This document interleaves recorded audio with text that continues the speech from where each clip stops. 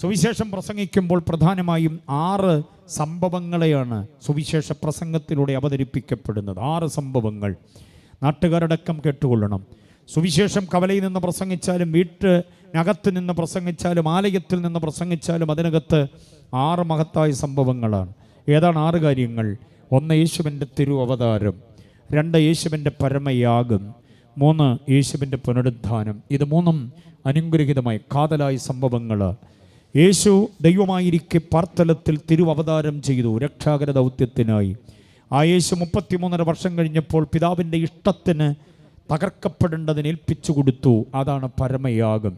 പരമയാഗത്തിൽ മറക്കാതെ കുറിച്ചിട്ട് ധ്യാനിക്കേണ്ട 3 സ്ഥലങ്ങളുണ്ട്: ഗത്സമന, ഗബഥ, ഗോൽഗോഥ. ഗത്സമനയും ഗബഥയും ഗോൽഗോഥയും ധ്യാനിക്കാത്തൊരൊറ്റ വിശ്വാസിക്കും ആത്മീയ ദൃഢീകരണം ഉണ്ടാകത്തില്ല. പിതാവുമായിട്ടുള്ള സംശുദ്ധമായ ബന്ധത്തിൻ്റെ തിളക്കമാർന്ന അനുഭവങ്ങൾ ഗത്സമനയിലും ഗബഥയിലും ഗോൽഗോഥയിലും യേശു നിലനിർത്തിയത് തിരിച്ചറിയണം. ഗത്സമനയുടെ പച്ചമണ്ണിൽ വീണുകിടന്ന് പ്രാർത്ഥിക്കുന്ന നേരത്താണ് ചേവകർ വന്ന് പിടിച്ചുകെട്ടി അടിച്ചു നടത്തിക്കൊണ്ടുപോയത്. യേശു പിടിക്കപ്പെട്ട ഇടമാണ് ഗത്സമന. പിടിക്കപ്പെട്ടതെന്നൊക്കെ പറഞ്ഞ് തെറ്റിദ്ധരിക്കരുത്. യേശുവിനെ ആരും പിടിച്ചതല്ല, യേശു പിടി കൊടുക്കുകയായിരുന്നു. എന്തിനു വേണ്ടി? എനിക്കും നിങ്ങൾക്കും വേണ്ടി, രക്ഷാകര ദൗത്യത്തിൻ്റെ നിവർത്തിക്ക് വേണ്ടി. യേശുവിന് വേണമെങ്കിൽ രക്ഷപ്പെടാമായിരുന്നു.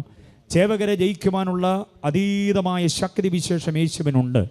ഒറ്റ വാക്ക് കൽപ്പിച്ചാൽ ദൂതഗണങ്ങൾ തനിക്ക് വേണ്ടി പോരാടുമായിരുന്നു. റോമാ സാമ്രാജ്യത്തെ ചുരുട്ടിയെടുത്ത് മഹാസമുദ്രത്തിൽ തള്ളിക്കളയുവാൻ കരുത്തുള്ള ഒരൊറ്റ ദൂതനുണ്ട്. അശൂർ പാളയത്തിൽ ഇറങ്ങിയ ഒരൊറ്റ ദൂതൻ 1,85,000 പേരെയാണ് ഒറ്റ രാത്രി കൊണ്ട് നിഗ്രഹിച്ചത്. അങ്ങനെയുള്ള കോടാനുകൂടി ദൂതന്മാരുള്ള യേശുവിന് ചേവകരുടെ കയ്യിൽ ഏൽപ്പിക്കപ്പെടേണ്ടതില്ല. യേശു തന്നെ ചോദിക്കുന്നു, ആരെ തിരയുന്നു? അവരുടെ മറുപടി യേശുവിനെ. യേശുവിൻ്റെ പ്രത്യുത്തരം, അത് ഞാൻ തന്നെ. യേശു പിടി കൊടുക്കുകയായിരുന്നു. മാനവജാതിയുടെ രക്ഷാകര ദൗത്യം വീണ്ടെടുപ്പിൻ്റെ പദ്ധതിയുടെ നിറവേറലിന് വേണ്ടി ഗത്സമനയിൽ യേശു പിടി കൊടുത്തു. അവിടുന്ന് യേശുവിനെ കൊണ്ടുവരുന്നത് വിസ്താര മണ്ഡപങ്ങൾ വഴിയാണ്. അന്നാസ, കയ്യഫാവ്, സന്നദ്ധരീ സംഘം, പിന്നെ പീലാത്തോസ്, പിന്നെ ഹെരോദാവ്, വീണ്ടും പീലാത്തോസ്. 6 കോടതികൾ, 5 കോടതികളിലായിട്ട് 6 പ്രാവശ്യം വിസ്തരിക്കപ്പെടുകയാണ് യേശു. അതാണ് ഗബഥ. ഏറ്റവും ഒടുവിൽ ഗബഥയിൽ വരുന്നു. ഗബഥയിൽ വെച്ചാണ് യേശു തകർക്കപ്പെടുന്നത്. ഗത്സമനയിൽ പിടിക്കപ്പെടുകയും ഗബഥയിൽ തകർക്കപ്പെടുകയും ചെയ്യുന്ന യേശുവിനെ തിരിച്ചറിയണം. ഗബഥയിൽ തകർക്കപ്പെട്ടു എന്ന് പറഞ്ഞാൽ പിതാവിൻ്റെ ഇഷ്ടത്തിന് ഏൽപ്പിച്ചു കൊടുക്കുകയാണ്. യെശയ്യാപ്രവചനം 53:10 വാക്യം വായിക്കുന്നവനെ തകർത്ത് കളവാൻ യഹോവയ്ക്ക് ഇഷ്ടം തോന്നി. തകർക്കപ്പെടണമെന്നുള്ളത് പിതാവിൻ്റെ ഇഷ്ടമാകിയാലാണ് ഏൽപ്പിച്ചു കൊടുത്തത്. കുരിശു ചുമന്നത്, ആണികൾക്ക് തന്നെ വിധേയമാക്കിയത്, അവകാശ്യതയ്ക്ക് താൻ നിന്നുകൊടുക്കുന്നത്, മൗനമായി നിന്നുകൊടുക്കുന്നത്, ആക്ഷേപിക്കുകയും പീഡിപ്പിക്കുകയും തലതല്ലി പൊളിക്കുകയും പുറമടിച്ചൊടപചാല പോലെ കീറുകയും മുഖത്തേക്ക് മുട്ടി ചുരുട്ടി ആഞ്ഞുകുത്തുകയും വല്ലാതെ കാർക്കിച്ച് മുഖത്തേക്ക് തുപ്പുകയും വാക്കുകൾ കൊണ്ട് ആക്ഷേപിക്കുകയും ഒക്കെ ചെയ്യുമ്പോഴും മൗനം കൊണ്ട് അതിനെ നേരിട്ടത് പിതാവിൻ്റെ ഇഷ്ടത്തിന് ഏൽപ്പിച്ചു കൊടുക്കുന്നതിൻ്റെ ഭാഗമായിട്ടാണ്. പിതാവിൻ്റെ ഇഷ്ടം ഇതൊക്കെയാണ്. വിറക് ചുമന്നുകൊണ്ട് പിതാവിനൊപ്പം മല കയറുന്ന ഇസഹാക്കിനെ കണ്ടിട്ടുണ്ടോ? ആ വിറക് തന്നെ ദഹിപ്പിക്കേണ്ടതിന് വേണ്ടിയാണെന്നുള്ളത് ഇസഹാക്കിന് അറിയില്ലായിരുന്നു. പക്ഷെ കുരിശു ചുമന്നുകൊണ്ട് പോകുന്ന യേശുവിനറിയാം, ഇതിൽ തന്നെ തൂക്കാൻ പോവുകയാണ്. എന്നിട്ട് പിതാവിൻ്റെ ഇഷ്ടത്തിന് വേണ്ടി തന്നെത്താൻ ഏൽപ്പിച്ചു കൊടുക്കുകയായിരുന്നു. 2 ഇഷ്ടങ്ങൾക്കാണ് യേശു വിധേയമാകുന്നത്. വീണ്ടെടുപ്പിൻ്റെ പദ്ധതിക്ക് താൻ ഏൽപ്പിച്ചു കൊടുത്തത് 2 ഇഷ്ടങ്ങൾക്കാണ്. ഒന്നാമത്തെ ഇഷ്ടം പിതാവിൻ്റെ ഇഷ്ടം, അതാണ് യെശയ്യാ 53:10. രണ്ടാമത്തെ ഇഷ്ടം ജനത്തിൻ്റെ ഇഷ്ടമാണ്, ലൂക്കോസ് 23:25. ഈ 2 വാക്യങ്ങളെ സമന്വയിപ്പിക്കണം ദൈവമക്കൾ. ദൈവദാസന്മാർ ഈ 2 വാക്യങ്ങളെ സമന്വയിപ്പിക്കണം. യെശയ്യാ 53:10 പിതാവിൻ്റെ ഇഷ്ടമാണ്. ലൂക്കോസ് 23:25 ജനത്തിൻ്റെ ഇഷ്ടത്തിന് പീലാത്തോസ് ഏൽപ്പിച്ചു കൊടുത്തു. 2 ഇഷ്ടങ്ങൾക്ക് യേശു വിധേയനായി കഴിയുമ്പോൾ കണ്ടാലാളല്ല എന്ന് തോന്നുമാറ് യേശു വിരൂപനായി മാറിയിരുന്നു. ആ വൈരുപ്യം, ആ വികല്പം, ആ വികലത, ആ ഒരു അനുഭവമുണ്ടല്ലോ, അതെനിക്കും നിങ്ങൾക്കും വേണ്ടിയായിരുന്നു. പാപം നമ്മിൽ വരുത്തിയ വൈകൃതം മാറ്റേണ്ടതിന്, പാപം നമ്മിൽ വരുത്തിയ വൈരുപ്യം മാറ്റേണ്ടതിന് യേശു വിരൂപനായി മാറുകയാണ്. ലക്ഷോപലക്ഷങ്ങളിൽ സുന്ദരൻ, കോടാനുകൂടികളിൽ സുന്ദരൻ, ലാഖോ മേ മെര വോ പ്രിയ എന്ന് ഹിന്ദി ഗായകൻ പാടുന്നു. ലക്ഷോപലക്ഷങ്ങളിൽ സുന്ദരൻ, 1000-10,000ങ്ങളിൽ ശ്രേഷ്ഠൻ, എൻ പ്രിയനെപ്പോൾ സുന്ദരനായി ആരെയും ഞാൻ കാണുന്നില്ലെന്ന് മലയാള ഗായകൻ പാടുന്നു. ലോകത്തിലെ സകല ഭാഷകളിലും യേശുവിൻ്റെ സൗന്ദര്യത്തെ വാനോളം പുകഴ്ത്തുന്ന നിരവധി ഈരടികളുണ്ട്. പക്ഷേ ഇവിടെ നോക്ക്, അവൻ കണ്ടാൽ ആളല്ല എന്ന് തോന്നുമാറ് വിരൂപനായി മാറി. അത് 2 ഇഷ്ടങ്ങൾക്ക് വിധേയപ്പെടുമ്പോഴാണ്.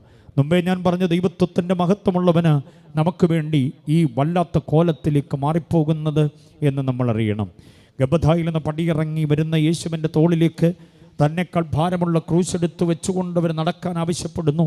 അടിച്ചു നടത്തുന്നു. വീണ്ടും എഴുന്നേറ്റും യേശു 2 മൈൽ ദൂരമുള്ള ഗോൽഗോഥായിൽ എത്തിച്ചേരുകയാണ്.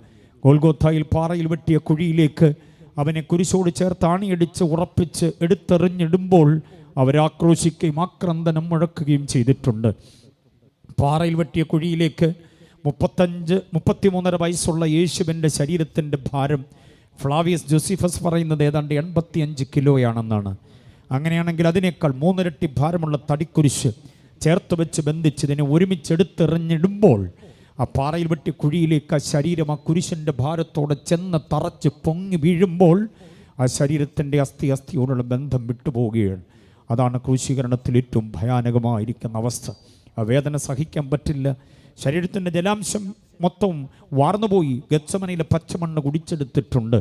ശരീരത്തിലെ രക്താംശം മുഴുവനും വല്ലാതെ ശരീരത്തിൽ നിന്ന് ഊർന്നു പോയിട്ടുണ്ട്. അങ്ങനെ ക്ഷീണിതനും അവശനും വിവശനുമായ യേശുവിനെയാണ് അവർ ഈ കുഴിയിലേക്ക് എടുത്തെറിഞ്ഞിടുന്നത്.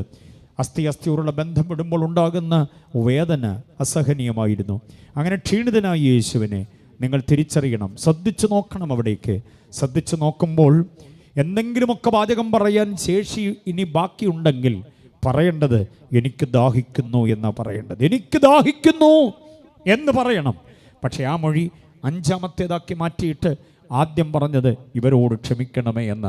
ഇവിടെയാണ് യേശുവിൻ്റെ കാരുണ്യം, യേശുവിൻ്റെ മനസ്സലിവ്, യേശുവിൻ്റെ ദയ, യേശു സ്നേഹത്തിൻ്റെ അപാരമാണ് എന്ന് നമ്മൾ വാനോളം പറയുന്നത് വെറുതെ കവിയുടെ വർണ്ണനയല്ല.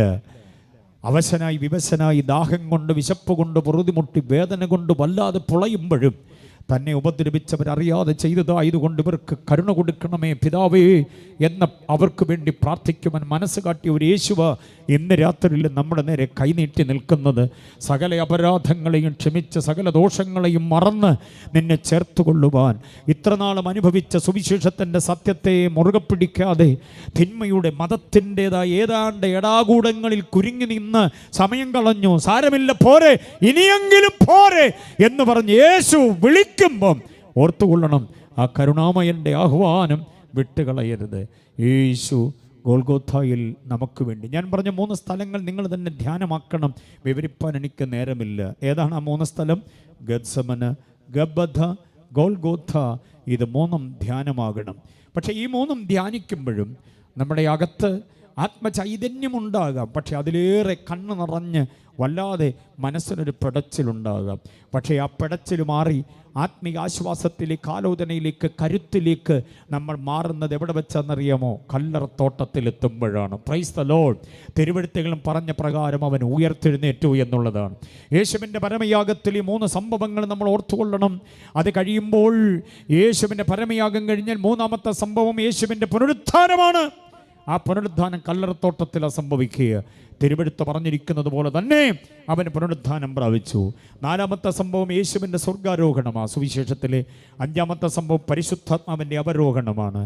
6ാമത്തെ സംഭവം നടക്കാൻ പോകുന്നതേ ഉള്ളൂ. അത് യേശുവിൻ്റെ മടങ്ങി വരുക, പുനരാഗമനമാണ്. 6 സംഭവങ്ങൾ മനസ്സിലായവർ ദൈവത്തെ സ്തുതിച്ചാട്ടെ. ഹല്ലേലൂയ. ഈ 6 സംഭവങ്ങളുടെ വിളംബരങ്ങളാണ് ഞങ്ങളുടെ പാട്ടുകളും ഞങ്ങളുടെ പ്രസംഗങ്ങളും. അതിലൂടെ യേശുവെന്ന് പറയുന്ന അതിശ്രേഷ്ഠമായ ആളത്വത്തിൻ്റെ മഹത്വത്തെ നാം ഏറ്റെടുത്തുകൊണ്ട് യേശുവെ പോലെയായിത്തീരാൻ നമ്മെ സമർപ്പിക്കുന്നത് സുവിശേഷത്തിൻ്റെ ഏറ്റവും വലിയ ധർമ്മകർമ്മം എന്നറിയണം.